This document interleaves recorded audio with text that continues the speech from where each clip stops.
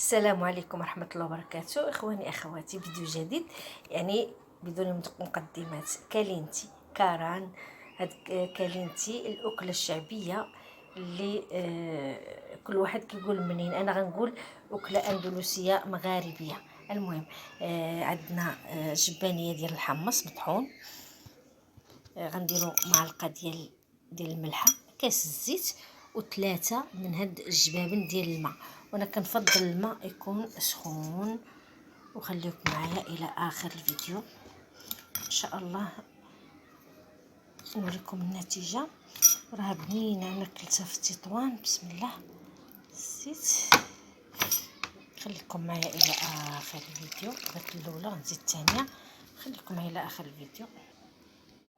بعد ما درت 3 كيسان ديال الزيت، عفوا 3 كيسان ديال الماء، غنكبها في المول. وانا زدت هذا المول هذا، وخص يكون المول يعني ملس كله، ولكن درت هذا المول هذا، وان شاء الله نوريكم النتيجه.